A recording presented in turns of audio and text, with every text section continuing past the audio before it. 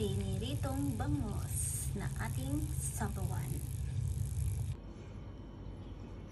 Hello guys! Ngayong araw magprito tayo ng bangus at sabawan natin. Ang tawag dyan ay sinabawan na kinamatisan na bangus. Let's go guys! Magprito na tayo.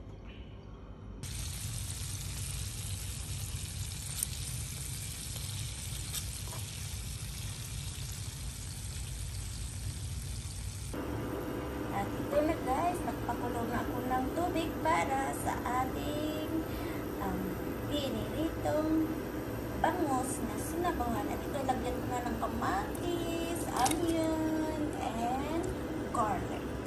Ang ating tubig para sa sinabawan na piniritong bangus.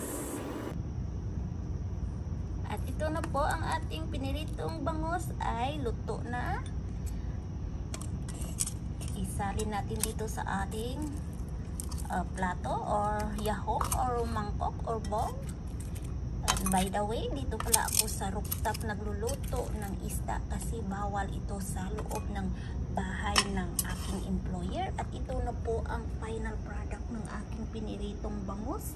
At dito po ako sa rooftop. At yan guys, ang rooftop kasi pag gusto natin kumain ng isda ay gagawa tayo ng paraan para kakain, pero bawal sa loob ng bahay ng aking employer kasi hindi sila kumakain ng isda.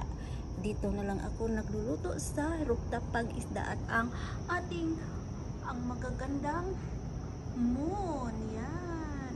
At ang aking piniritong bangus na aking sabawan. So let's go guys, ang ating sinabawan na bangus na masarap higupin ang sabaw.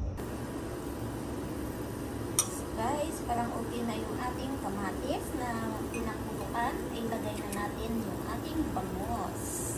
Piniritong bangus. Yan guys. Ay, mainit. Yan. Lagay natin. Yan ang ating sinabawan na piniritong bangus. So guys, tatlo lang ang ating ilagay sa sinabawan natin at ang tatlo naman ay ang atin lang kainin na walang sabaw para maiba naman yung lasa natin. Mayroon tayong sabaw na piniritong bangus at mayroon po tayong piniritong bangus na ilagyan lang natin ng kamatis at kalamansi, isaw-saw sa kalamansi at kamatis. Yan guys, tayo para dalawang lasa ang ating matitikman. Yan ang ating sinabawan na piniritong bangus. So guys, okay na ang ating bangus na sinabawan. Lagyan natin ng sari-saring gulay. Sari-sari yan guys na gulay. Makikita nyo naman na iba-iba.